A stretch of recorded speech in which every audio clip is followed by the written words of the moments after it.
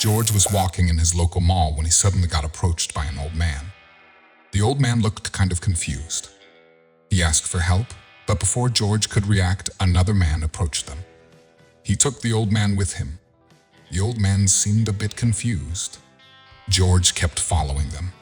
It looked like the man did not want to let the old man go.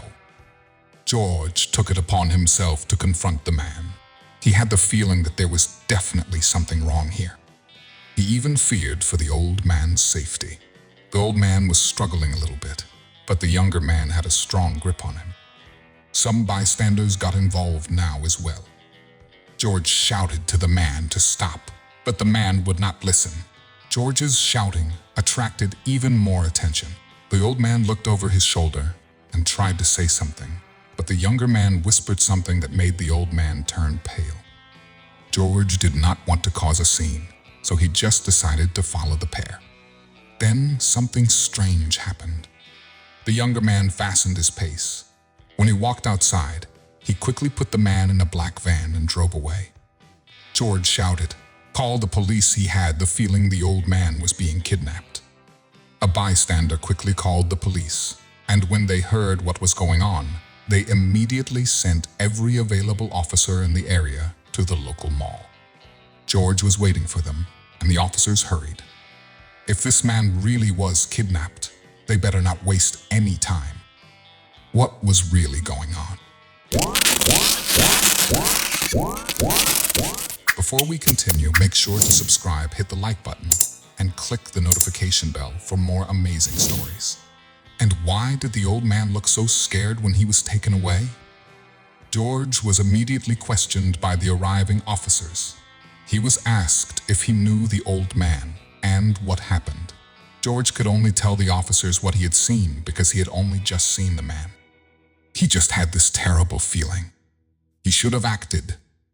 Even more, police arrived, and it started to look like a crime scene with the number of officers at the mall. They now started to question the other bystanders as well. One of them came forward. He had seen the old man before. He was immediately called to another room. They needed all the information they could get out of him. Every second counts if the old man was truly taken away. They could not waste any time. This man, Jack, is one of the store owners. He had seen the old man for a few months now. This was the first good lead they had. However, there was one problem. No one seemed to recognize the younger man who took the man away. Jack told the police officers that they could check his security cameras. This would probably lead them to the younger man. Jack made sure he fully helped with the investigation. He even took it upon himself to get the backups from the servers. There was something strange, however. Looking at the security footage, they noticed something from that day.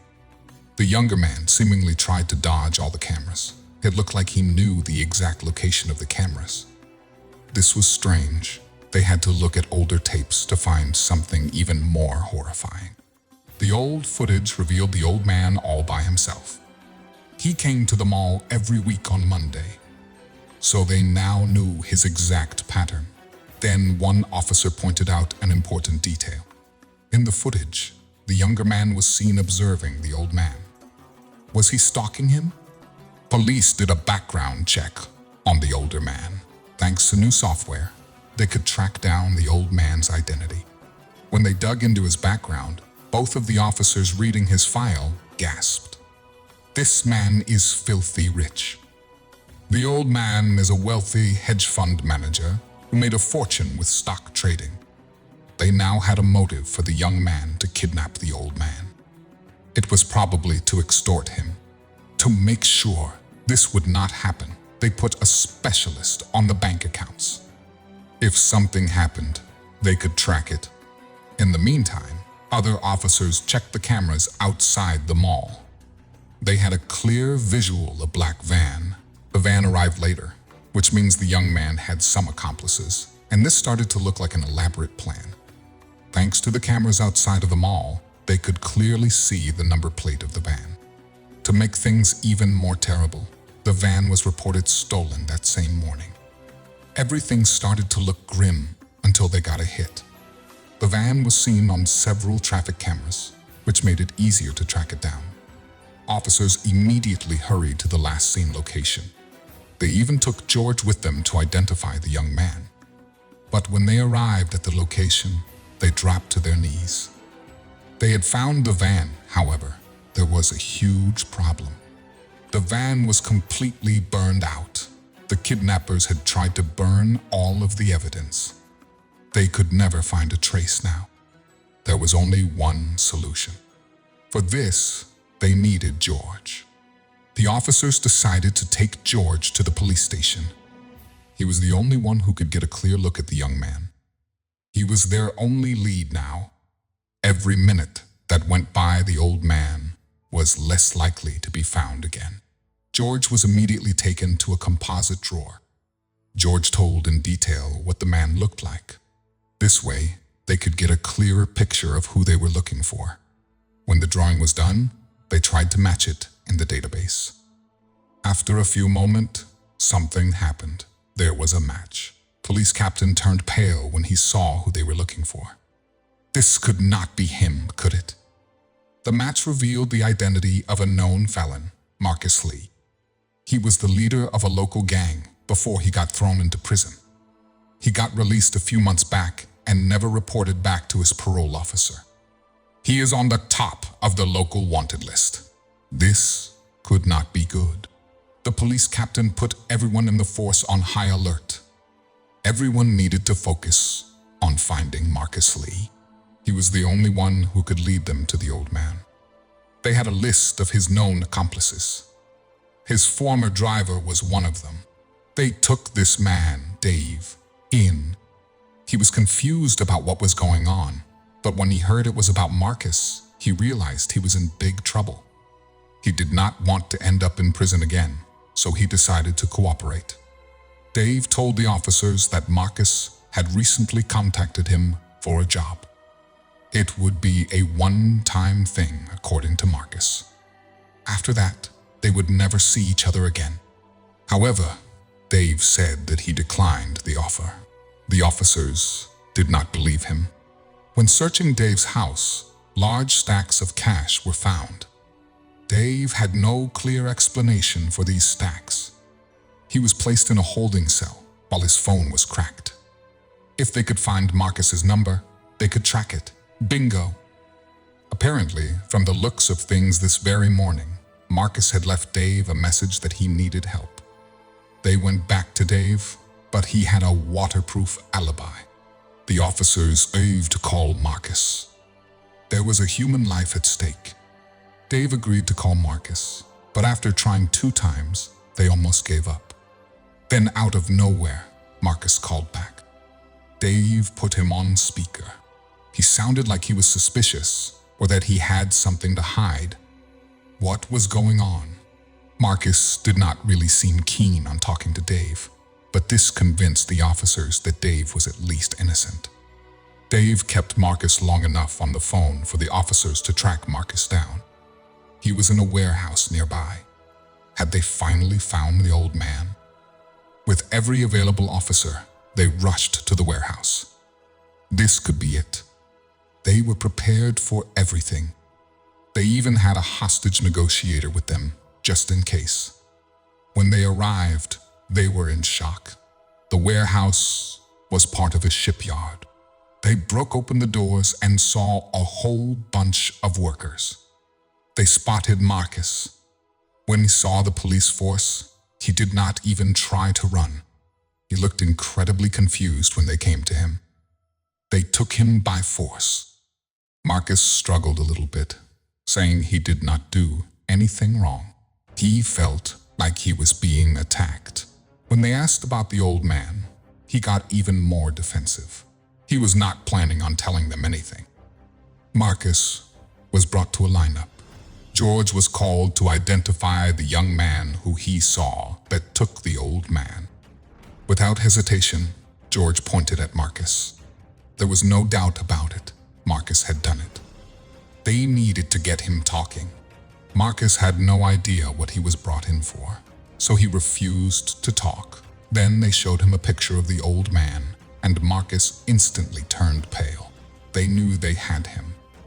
Marcus looked like he was just caught in the act. Marcus said he had not done anything to the old man. This confirmed that he knew the man. He said that he never hurt him, or that he knew that this man was a millionaire.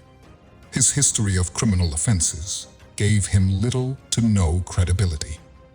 The police officers managed to get Marcus to cooperate a little bit. Marcus told them that he had no idea where the old man was. He told them he had lost the old man when taking him from the mall.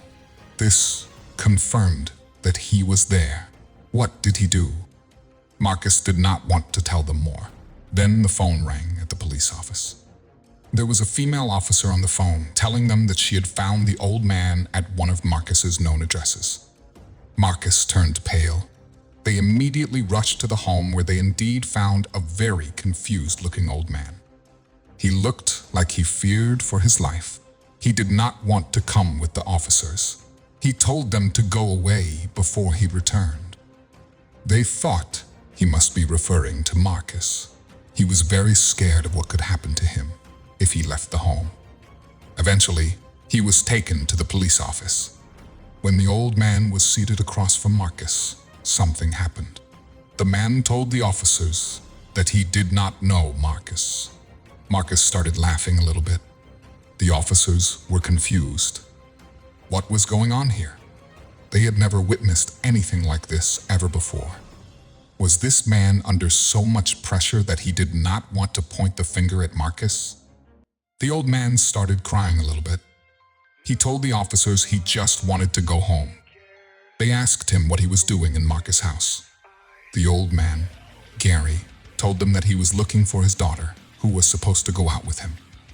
Marcus tried to interrupt the officers to help them out, but he was silenced. He had done enough to this poor old man. They told Marcus to get comfortable in jail because he was going to spend the rest of his days here. Then his parole officer barged in. He told the officers to immediately release Marcus and that he had done nothing wrong. The police captain was now totally confused. What in the world was happening here? Gary seemed to recognize the parole officer, and the police captain demanded an explanation. Were they dealing with kidnapping, or was there something else going on here? Then the parole officer started explaining. When Marcus was released from jail, he came to the parole officer to do some charity work. The parole officer put him in contact with someone at an elderly home, and Marcus could do some volunteering if he wanted to. This still did not explain all the mystery. Marcus now finally got the time to explain his side of the story. He confessed that he knew Gary, but he did not know anything about his background, and he had no idea who he was taking care of. Gary was suffering from memory loss. This made the whole situation clear. Marcus was Gary's caretaker as a volunteer. However, Gary kept forgetting where he was and who Marcus was. He constantly tried to look for his daughter, whom he always visited the mall with.